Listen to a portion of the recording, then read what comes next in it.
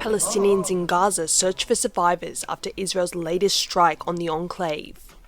More than 44,000 people have been killed here since Israel began its campaign against Hamas over a year ago.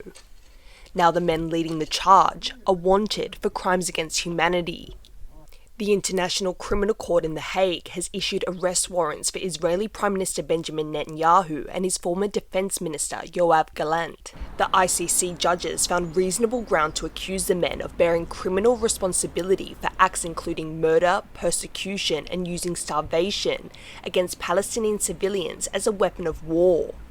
They also issued a warrant for the military commander of Hamas, Mohammed Deif, who Israel says was killed in an airstrike. Both Hamas and Israel have rejected the ICC allegations, with the Israeli leader saying he does not recognize the validity of the decision.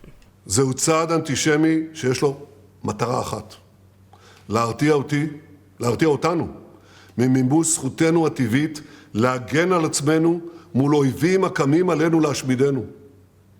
מאשימים את מדינת ישראל ברצח עם, בשעה שאנחנו פועלים להגן על עצמנו מאויב שמנסה לבצע בנו רצח עם. Israeli political leaders have joined Netanyahu in condemning the ICC's decision, and the country has been backed by their most crucial ally, the US. We fundamentally reject the court's decision to issue arrest warrants for senior Israel officials. We remain deeply concerned by the prosecutor's rush to seek arrest warrants and the troubling process errors that led to this decision.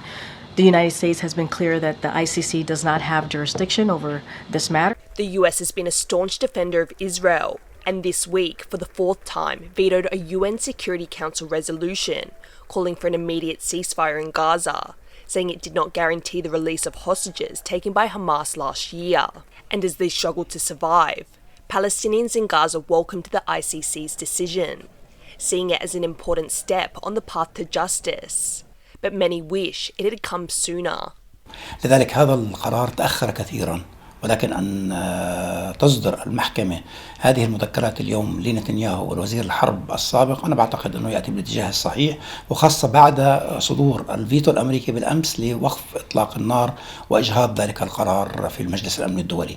اليوم نحن نتحدث عن ملاحقة مرتكبي الحرب المجرمين من أجل قطع الطريق على مواصلة هذه الجرائم، وهذا الأمر يأتي بالاتجاه الصحيح.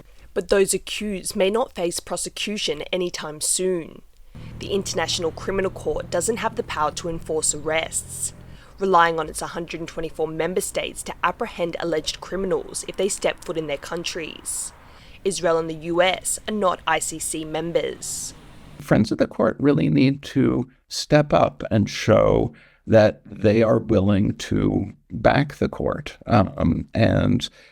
So, you may have the reputation that, boy, it's this big, powerful court with lots of resources and lots of cooperation.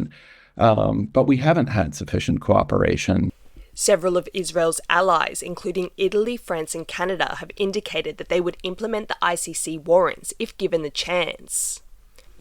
Overall, the likelihood of a trial is very low, but the issuance of arrest warrants against the Israeli leaders is expected to impact their relationship with other countries, potentially applying pressure, analysts say, for Netanyahu's government to scale back the conflict. Devin, Tsai and Rosie Grenenger for TaiwanPlus.